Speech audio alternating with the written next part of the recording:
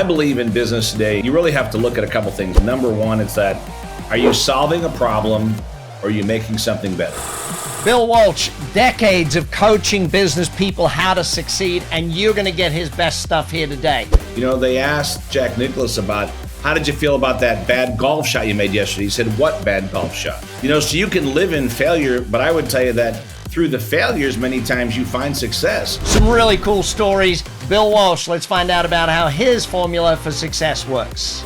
So Bill, your definition of success, how would you define it? I would define success that if you look back in your life, and I know this sounds crazy, but everyone thinks it's all about money or the house or the cars or your net worth.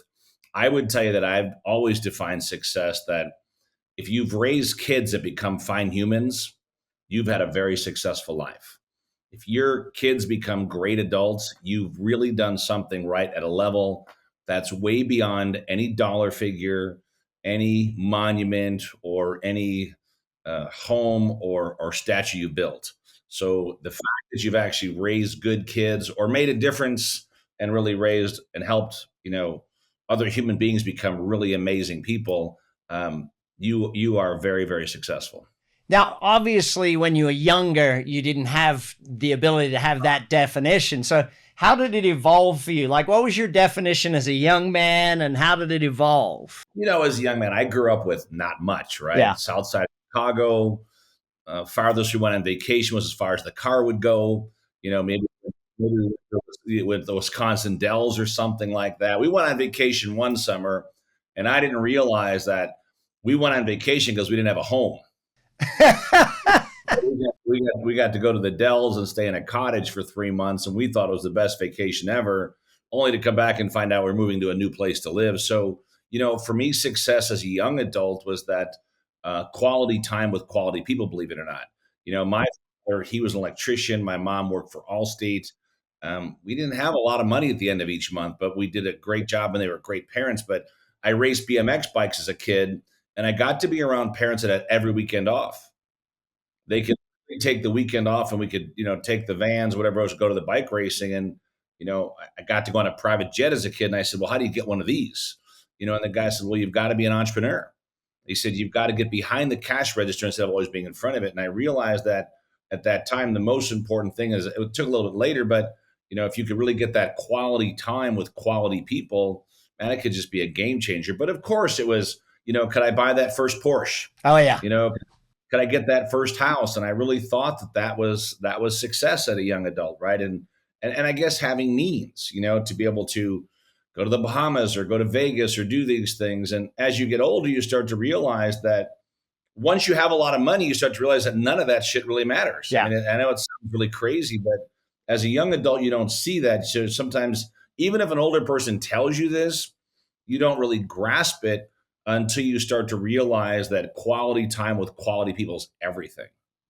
So where do you think in your life you chose success? Was it as a young boy? Was it a young man? Where did you choose that success was your thing? I think I just liked winning. If I go back to bike racing or playing football or sports, I think sports for a kid are one of the greatest things ever, because you learn you can't do it alone.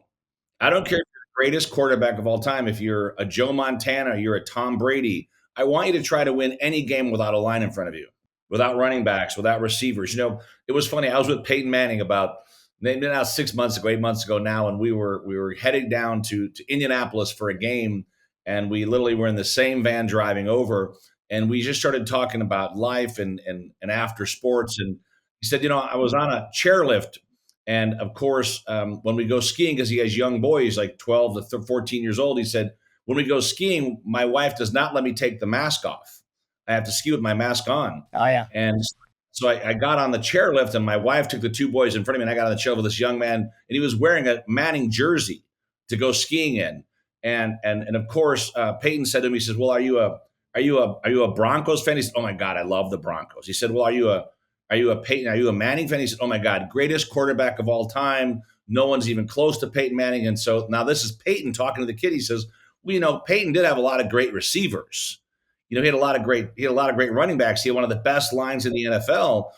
Anybody could have probably thrown those passes. The kid's like, well, maybe another quarterback could have did all that. He's like, no, wait a second. He said, I'm actually Peyton Manning, and the kid was in shock. But I think the thing is that you want to go fast, go by yourself. You want to go far, go with a great team. Yeah.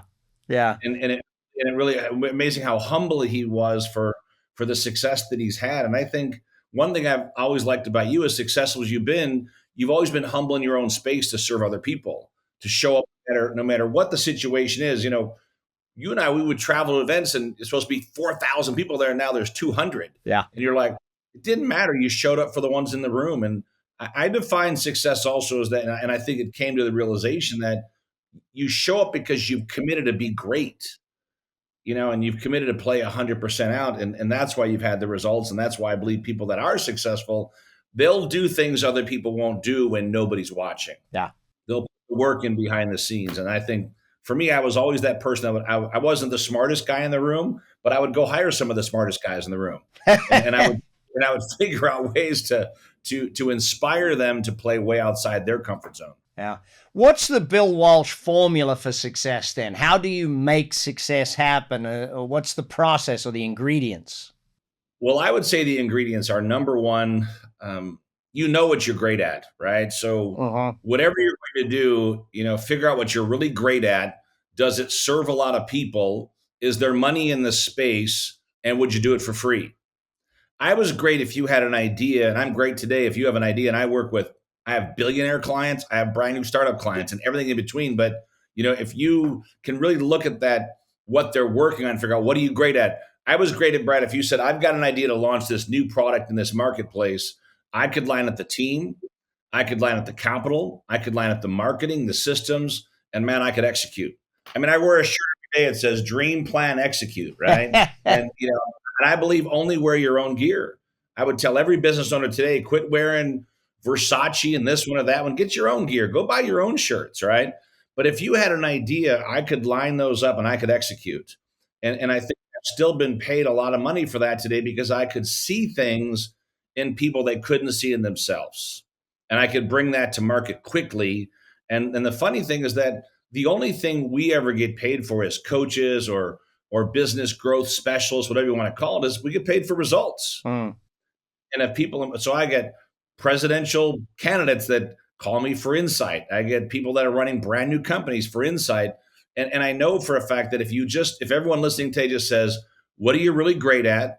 Does it serve a lot of people? Is there money in the industry? And would you do it for free? Which means, are you really passionate about it? And if you can say yes to those four things, then you're probably on a pretty good path to get paid. Yeah. So what if you were to look at, because obviously failure and success, how do you see that relationship between failure and success, I guess? Well, I can say that I fail every day. I think every day I miss things or I don't do things right or I try things. I mean, we printed a flyer the other day and it sounds crazy, but, it's for special dinners at one of the restaurants we work with in town. And instead of saying chocolate mousse, it said chocolate mouse, one of the flyers. And it's like, you own your mistakes, and the thing is that don't continue to focus on your failures. They asked Jack Nicklaus about, how did you feel about that bad golf shot you made yesterday? He said, what bad golf shot? So you can live in failure, but I would tell you that through the failures, many times you find success. People laughed at Edison. People laughed at Einstein.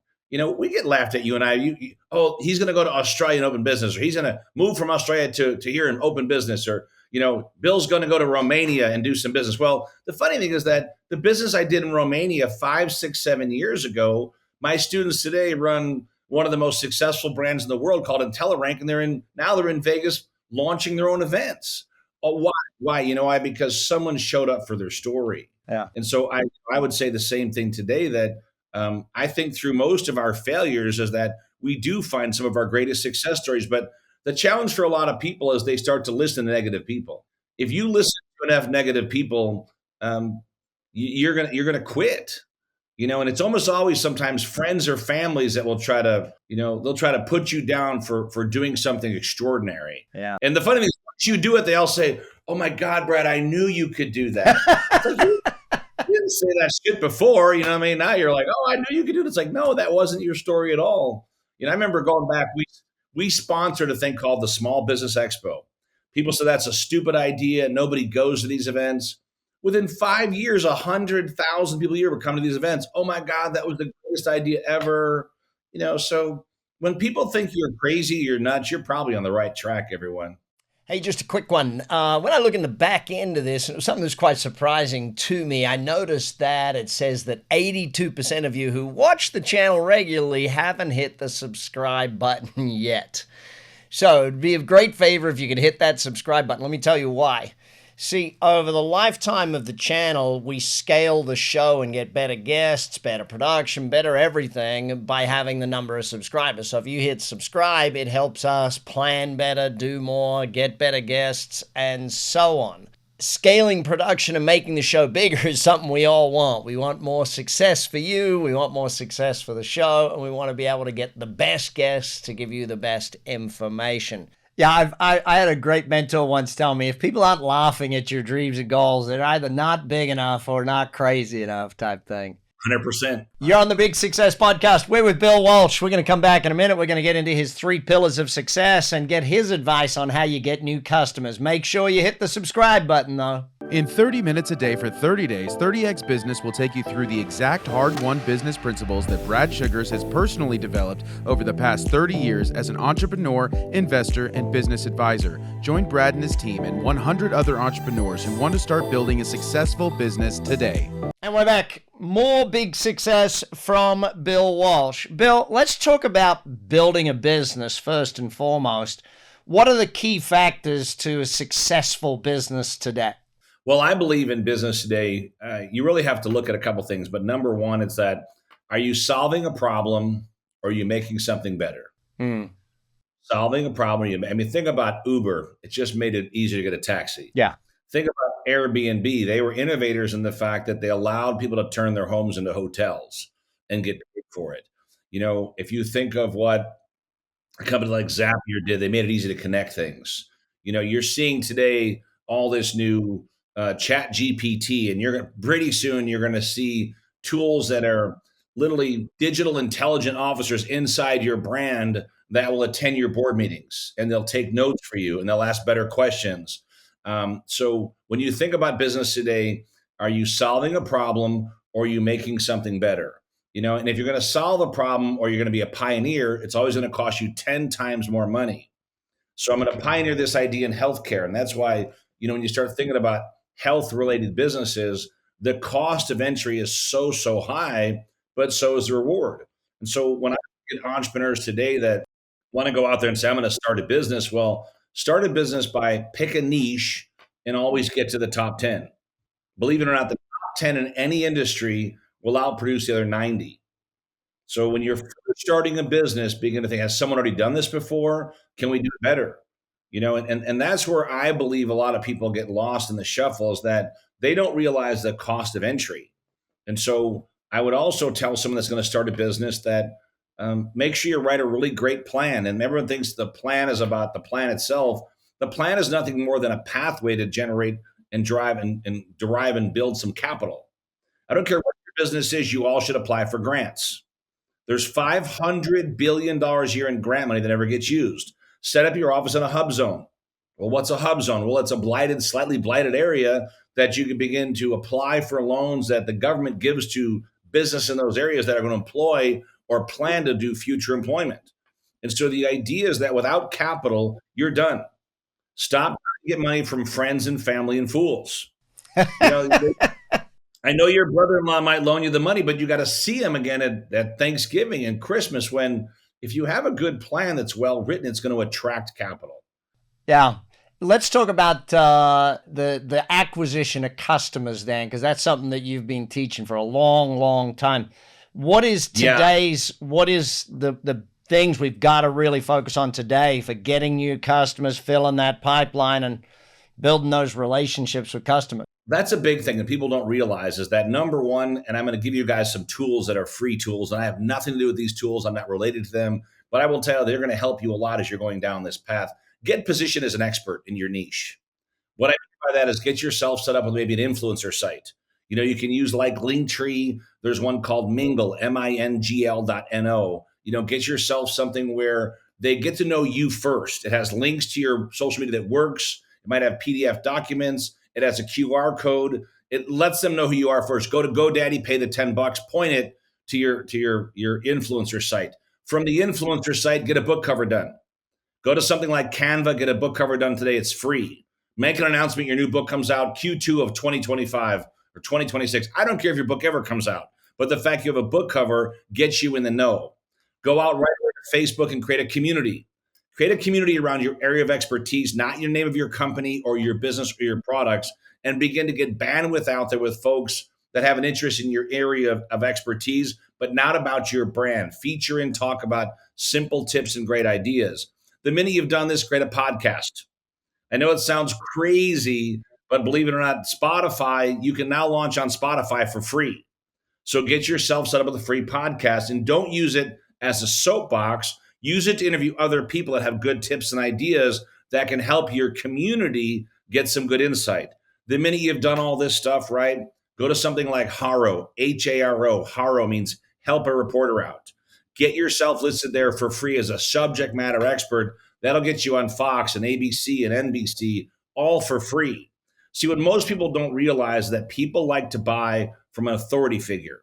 They like to buy from someone that knows their space. So don't try to say, I can paint your house, I'll fix the boat, and I'm also your favorite LASIK surgeon. It's like, no, you're not touching my I mean, so be great in your niche, whatever your niche is, and get yourself positioned there right away. And most of these tools cost you nothing. You're talking about so far what I just gave you, spent less than $50. And believe it or not, you're now becoming one of the go-to sources in the space. And then sure that you're doing an outreach. Number one, have a good referral program. I don't care what your business is. Every website should have a button that says referrals, referral program. We love referrals, something like that. You're going to find that no more business cards, only gift cards. Gift cards should have a QR code in the back, 5 tips before you hire a plumber. And I like a company, if you're not using them, called Next Day Flyers. Easy to get 5,000 gift cards for $50. So no more business cards that get thrown away. No more AOL, no more Gmail, no more Yahoo on your business cards. Believe it or not, it's really important that people's first impression, they want to get to know more about you and what you do. And people go to, I see this thing called spray and pray all the time. Stop the spray and pray. Create little short 1-minute videos. There's an app called Captions. You can use that. And I do like, and if you're not using an app called InShot, INSHOT, it's like $20 a year, but it literally takes those little videos, puts them onto all your social media, all for $17 a year by simply doing one upload. So the idea, fast exposure, but be very frugal. Utilize great technology and tools, that people don't even know what Synthesia is. Zora, there's some new tools out there that are going to be able to allow you to speak multi-language within a matter of minutes to bring on new customers. So I believe, Brad, that 90% of your success is marketing. Yeah. And you're going to have to back up a great product, but you've got to get yourself to market, and you got to have bullets in the gun, or you got to have, money in your marketing, in your budget to bring those clients on. And if you'll use some of these simple tools that are out there and get yourself more exposure, the secret is not to go find a good team. It's become so good you attract a good team. And that really is the same thing with clients. Don't try to just go find a client. Be so good you start to attract great clients, right? The history of your business is that, and I've watched your company grow into a global brand that's helped, I don't know, probably hundreds of thousands of small businesses now, because you've done such a great job helping them identify their problems, really become even better in their niche, get themselves out to market. And because those brands that you served over all this large point of time through your coaching network, because we don't do coaching network, right? We coach the companies we fund or turn around. We have business courses, speaker courses, mastermind events, but you dive right in with coaching network worldwide that helps these small businesses win. And if they weren't winning, your coaches would not be out there serving. So you've trained, they've duplicated that. And that's why you've built one hell of a business. Well, because at the end, results is all your clients are looking for, everyone. Yeah. 3 pillars of success. Let's go through that for a little bit. So if I was to define 3 pillars, I'd say number one, you've got to own your space. Whatever that space is, stay in your lane. I think so often I watch really talented people. I mean, could you imagine, and I know you've probably seen a few of this, but could you imagine if, NASCAR driver Jimmy Johnson decides I'm going to play in the NFL? Yeah. And now all of a sudden he just gets run over. A Shaq wants to now be a NASCAR racer. He wouldn't even fit in the car. He wants to drive cars. It's not going to happen. So what I have found is that in your niche, never stop reinventing yourself. Never stop investing in yourself. Never stop going to events. Never stop learning. So number one is that you have to always be a work in progress in your own niche. Uh-huh. I've been turnarounds and helping business owners and speakers get better results in their business for now almost 30 years. I'm not trying to be a tennis pro. I tell people all the time, I'm not a life coach. I'm not a fitness coach. I'm not a relationship coach. I'm not going to make you feel good, but I'm a damn good business coach, and this lane I know very, very well. So number one, if you're listening today, stay in your lane. Pick your niche and stay in your lane. Number two, I would tell people that systems win.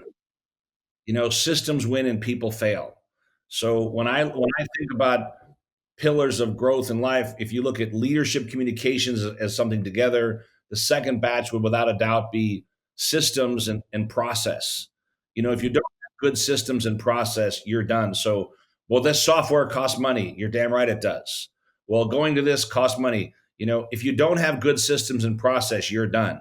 Even for, I know it sounds crazy, but do you have a way to invite clients? Do you have a funnel just for prospecting? Do you have a funnel for activation? Do you have a funnel for retention? So look at the systems in your business and think, do I have good systems? And here's where I would start. Every business I've ever seen, whether they're public or private, get yourself a good attorney and get yourself a good accountant. You can have those two things when you start in a business as systems and process. You're way ahead of probably 80% of the market that's out there because they don't realize how important those things are as you're launching your company. And if I looked at number three, I would probably lean very, very hard. And I know people probably don't want to hear this, but it's execution and accountability. It's, do you have a great DMO, a great daily method of operation? Have you actually taken the time to map out your legacy? What's your 100-year plan? What did you leave behind? Do you actually have a big vision for your business? Do you have a vision so big that it pulls you? I don't believe in motivation. I believe if you motivate idiots, you got motivated idiots. And where are they going? They're going nowhere. They'll tell you how busy they are, but they're not moving anywhere.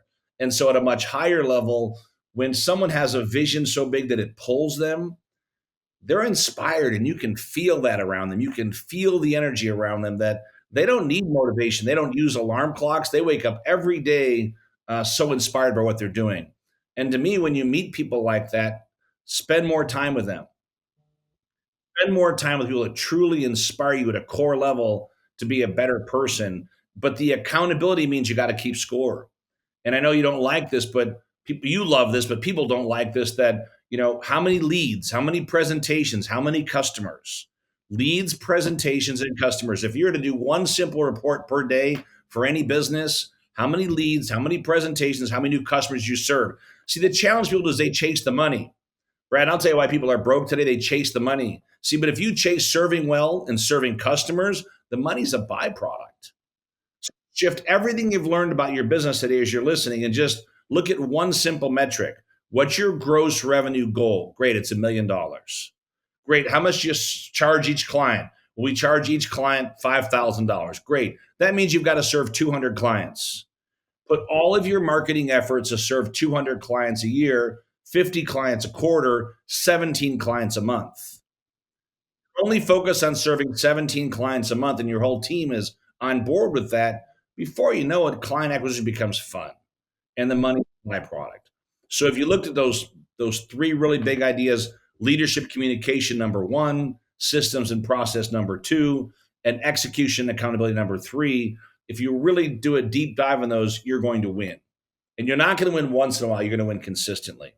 You're on the Big Success Podcast. Bill Walsh is going to take us into how do we go from good to great when we come back. Bill Walsh is the CEO and founder of Powerteam International. He is an innovator with a remarkable ability to determine and dictate success strategy to seize global market opportunities. To learn more about Bill Walsh, please visit ipowerteam.com. And we're back. Big success. Make sure you've hit that subscribe button. Bill, you've coached minute companies, billionaires. What's the difference between someone who sets a goal of 1 million and someone who sets a goal of 1 billion? What's the mindset shift? Or can people make that mindset shift? And if they can, how? Well, they can. I think they just got to think a little bit bigger, and they don't always start with that billionaire vision or billion. And I've been around a lot. We have an event coming up and we have something called $1 billion panel, which means you haven't had an exit for 1 billion or you haven't had sales of 1 billion, you don't belong on the panel. And here's a crazy thing that most people don't realize is that many times at the billionaire mindset, they're not just thinking about making $1 billion. They're really thinking about, sometimes I know it sounds crazy, but all the families they employ. They're thinking about how many clients can we serve? And the billion becomes a byproduct because of the number of clients they can serve. When you solve a bigger problem, you're going to start to make more money, which really works backwards. If you solve a bigger problem, it means the market is bigger. So I truly believe that, many times they don't have this goal or mindset to say, oh, I'm going to make $1 billion. I work with a client that just had a $2 billion exit, right? Sole owner of the business. But 50 years later, his goal was not, oh my God, we're going to sell this for billions of dollars. His goal was to be number one in the space. So when you start out in your industry, whatever it's going to be, you should start out by really thinking to yourself that if these other guys have gotten to this number, we can do it too.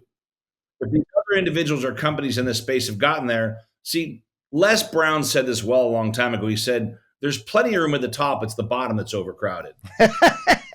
I love Les. So think about that in your industry, right? That, why do people rush into the water business? Well, because there's more people on the planet every day and people have to drink water and it's highly profitable. So it works back into the marketing side that why are people launching energy drink companies left and right?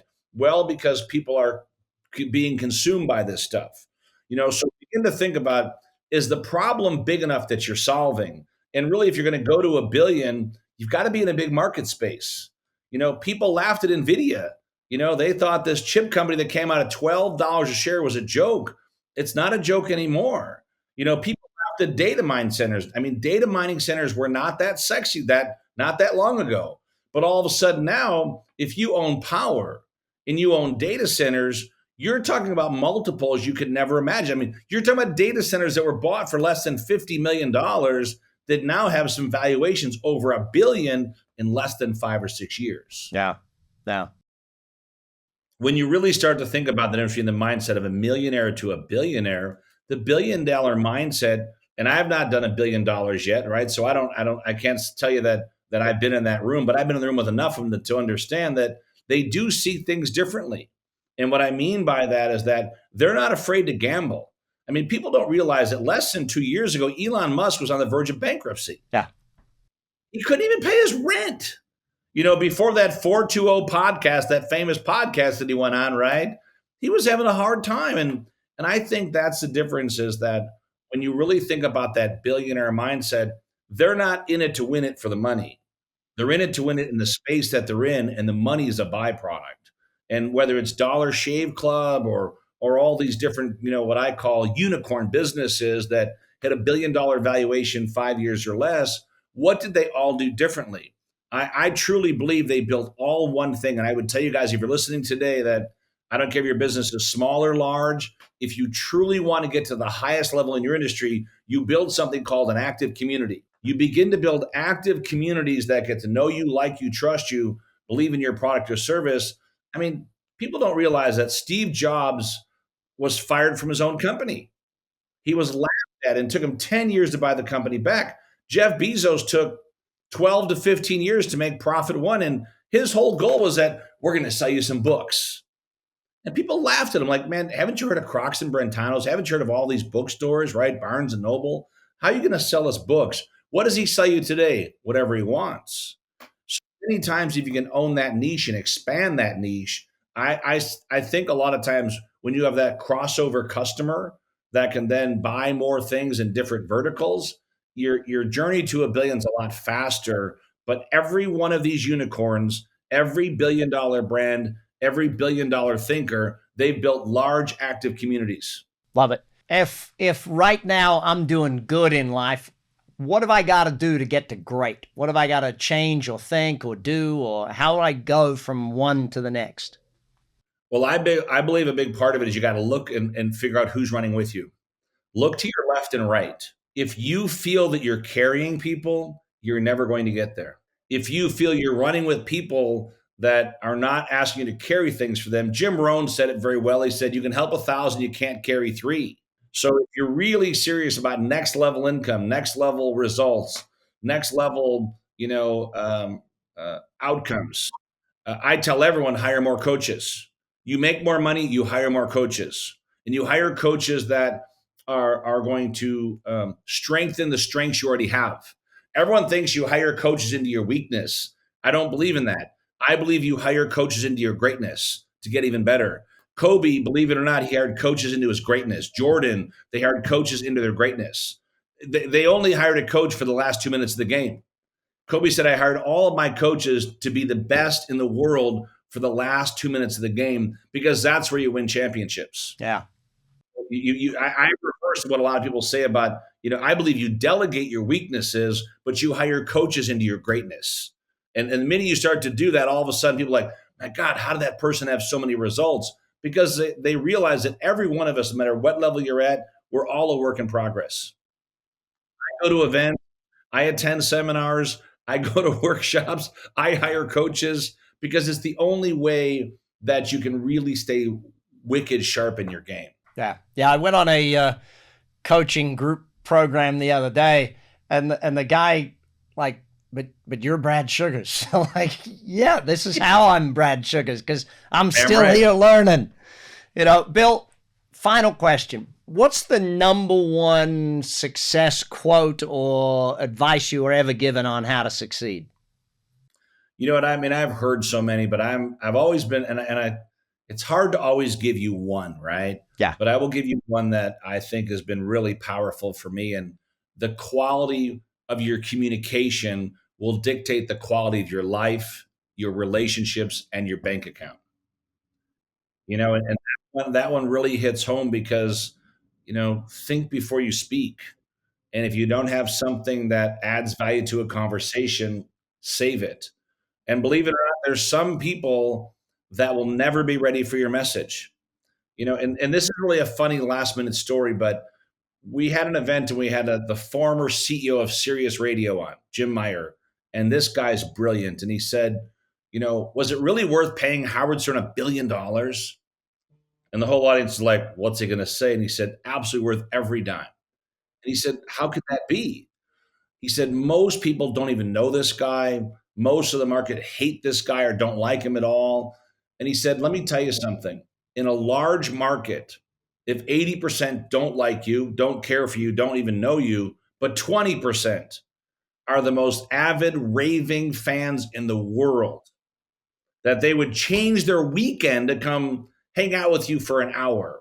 He said that 20% in a large enough market will bring in so much revenue that whatever you spent on building that avid base following, it's worth every dime. And so understand this, that many times when you speak to people, they may not be ready for your message, and that's okay. But focus on the ones that are, and spend the time with those that really resonate with who you are, where you're going, and who you're with. And I believe that's a big part of living an extraordinary life. Brilliant. This is the Big Success Podcast. Please follow, learn, study everything from Bill Walsh. We're going to be back next week with more for your success. You've been listening to the Big Success Podcast with the #1 business coach in the world, Brad Sugars. To learn more about how to achieve business and personal success, as well as how to level up or listen to past episodes, visit www.bradsugars.com.